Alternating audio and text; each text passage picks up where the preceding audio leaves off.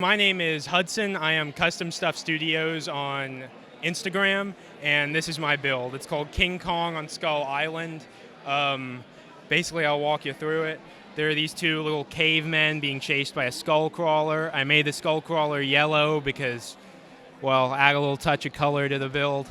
And you can see a bunch of parrots right there, the varying colors. The guy, I had a pet parrot and really like parrots. And I have some eagles as well, and an elephant and some of these dinosaurs that I actually found at a Bricks and Minifigs in Portland.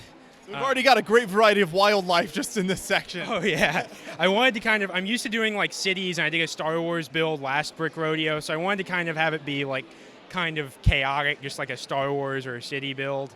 But King Kong is also holding a dinosaur, if you notice, and there's some pterosaurs up there. I've always loved dinosaurs, so I'm very picky about getting the types of dinosaurs right. It gets very complicated. Oh yeah, all different kinds. If you go all the way back there, there's that stick bug impaling a guy. That's from the Skull Island movie. Johnny Thunder, another Johnny Thunder with Qui-Gon Jinn's face. And if you go, I guess, down a little bit, you can see the monkeys. I believe one of them is holding a saxophone. Okay, yeah, there we go. Good saxophone. I took special care to make the plants. They're made with some gold plates.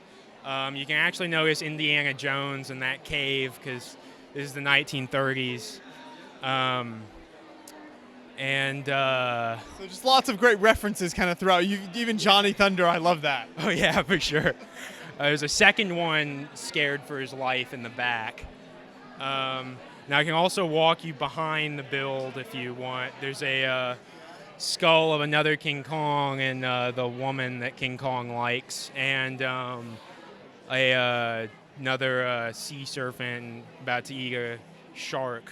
Before we go to the back, let's take a closer look at some of the rock work here, because this is very unique. You've chosen some different colors. It's not the normal gray that we usually see. Oh yeah, so I wanted to, actually there's a lake called Lake Travis in Austin, and I wanted to kind of make it look a little bit like that.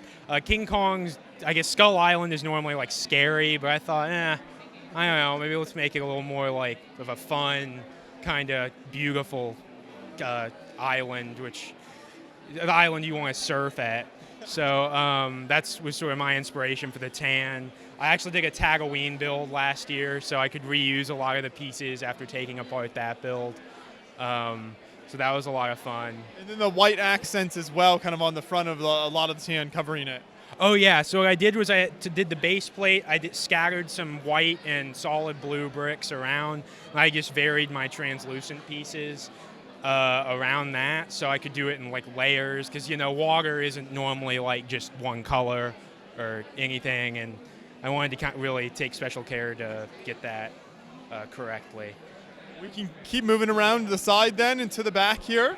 So my idea for the island as well is that it's alive, so that's hence the crazy colors in here. There's actually a cave system that goes all the way around, if you notice, and there's a pterosaur with his nest of eggs. Got a couple of Native American people, and they're roasting a goldfish, and some stegosauruses, and a little treasure chest beneath the whole thing. I really wanted my trees to be kind of fantastical colors. And there's also a little carcass being feasted on by a couple of velociraptors. And to finish it all off, we got a little monster in the lake. So, don't go swimming in that lake. Something that's really cool with this is like you said, the tree is very kind of fantastical. The leaf colors are very unique all throughout. Oh yeah, thank you. I appreciate that.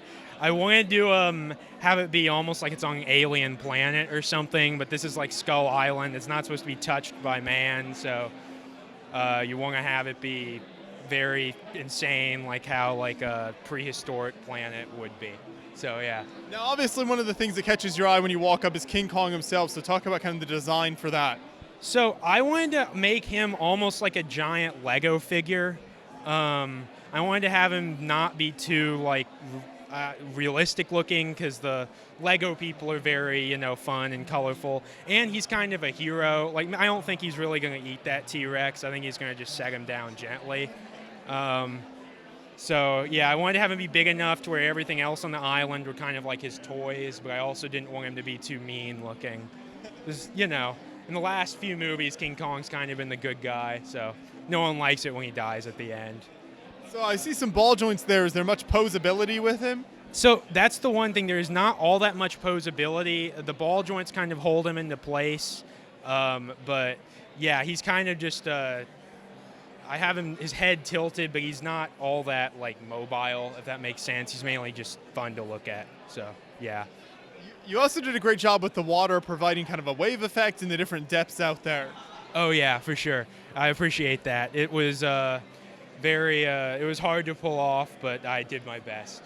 Just kind of using the different colors of the trans blue pieces. Oh yeah, and if you notice the lake, the fresh water, I sort of had the idea that this was fresh water, was a completely different color than the rest of the salt water. So yeah, it was just my attempt at doing different colors of varying kinds of water. So this is quite a large build here. Do you have any idea how many pieces are in this? Over 1,000. I'll put it that way. I think you're safe in saying that. I didn't really count. I reused a lot of pieces. There are probably thousands of the blue trans pieces as a whole, just themselves, because I need to do a better job at counting my pieces, honestly. No, it's hard to keep track, but when you bring this to the show, what was transportation like kind of setting this up for you? It's modular, so they just kind of, I don't want to do it now at risk of it falling apart, but it just kind of slides into sections, and I put them into these big totes, and, well, got it here. I always like doing brick rodeo because I'm from Texas, so I don't have to drive like 20 hours, so that's the benefit. But, yeah, it's transportation wasn't too bad, luckily, so, yeah. This kind of stick creature is very unique as well, the long kind of spindly legs there.